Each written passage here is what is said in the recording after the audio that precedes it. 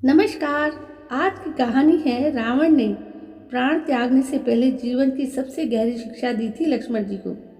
पौराणिक कथाओं के अनुसार राम रावण युद्ध में भगवान श्री राम के हाथों बुरी तरह से घायल होने के बाद जब रावण मृत्यु शैया पर था, तब भगवान राम ने छोटे भाई लक्ष्मण को रावण के पास उनसे उपदेश लेने के लिए भेजा था, क्योंकि रावण महान योद्धा होने के साथ साथ एक महान विद्वान और महान ज्ञाता भी था। तब लक्ष्मण जी रावण के पास जाकर उसके पैरों के पास बैठ गए। रावण ने प्रसन्न होकर लक्ष्मण जी को उपदेश में 3 अमूल्य सीख दी।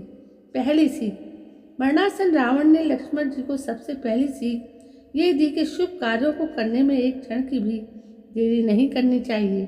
जितनी जल्दी हो सके शुभ कार्यों को पूरा कर लेना चाहिए, क्योंकि जीवन का किसी को नहीं पता कि कब समाप्त हो जाए। सो शुभ कार्यों को बिना विलंब के तत्काल कर लेना चाहिए। शुभ कार्यों को जितना ज़्यादा टाला जा सके उतना टालना चाहिए, यानी अशुभ कार्य नहीं करने चाहिए।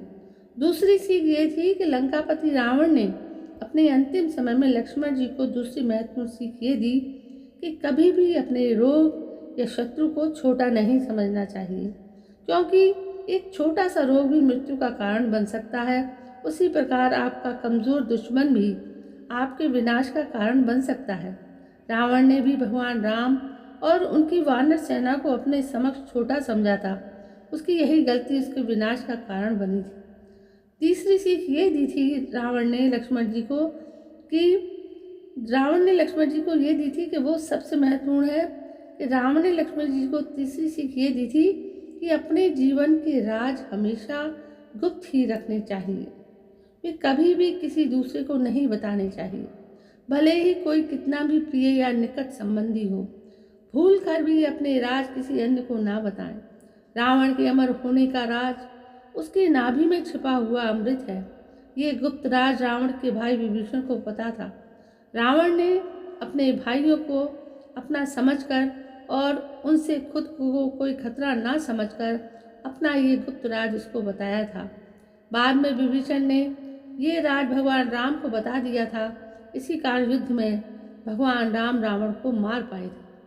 तो दोस्तों, ये 3 बातें जो रावण ने मरने से पहले लक्ष्मण जी को बताई थी, और ये बातें आम जीवन में भी प्रयोग करनी चाहिए।